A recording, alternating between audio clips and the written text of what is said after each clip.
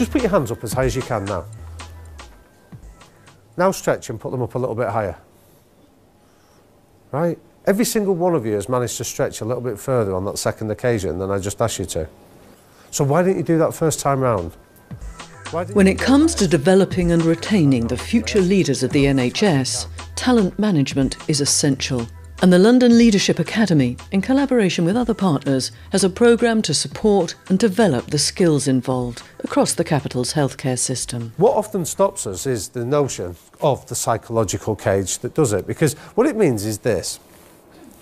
There's a level of expectation. You didn't think that I was asking you to literally put your hands up as high as you possibly could. Or it was the consequences that stop you. The consequences that, what if I stand on my chair, I look stupid if nobody else does it. So often, if you're in an environment where people have fairly low expectations of you, you will live down to them. Similarly, if you have high expectations, you will live up to them. So there's some great work by a psychologist called Robert Rosenthal. Robert Rosenthal said that a certain percentage of students were born with what he called the golden seed of talent. And to prove this, he started working with a class of 30 children. In the class of 30 that he identified, he picked out 5 children that possessed the golden seed according to his psychometric test. But when he finally finished the study, the 5 children he's identified outstripped and outperformed the other 25 children on every possible measure you could want. When Rosenthal finally came to present his information, he stood in front of the group of academics and declared, "I've made the whole thing up." He said there is no such thing as a golden seed of talent and there is no psychometric test that can do it. For the last 12 months I haven't been studying those kids, they've been peripheral to my intentions. The only thing that had changed in that environment over the 12-month period was the expectation level that those teachers had about those 5 specific kids. The definition of talent shouldn't be too narrow. It's almost challenge the expectations from their leaders and their organisation of how do we define talent.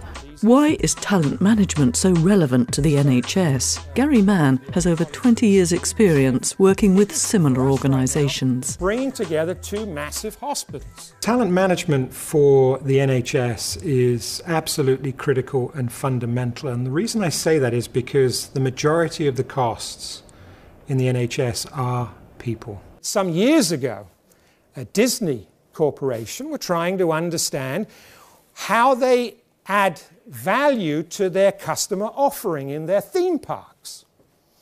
And of course, you assume that the most important people in the theme park are your character actors and actresses, so the Mickey Mouses and the Donald Ducks and so on and so forth.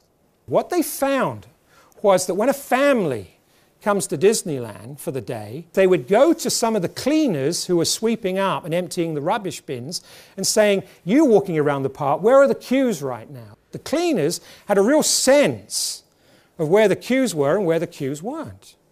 That's added value to customers.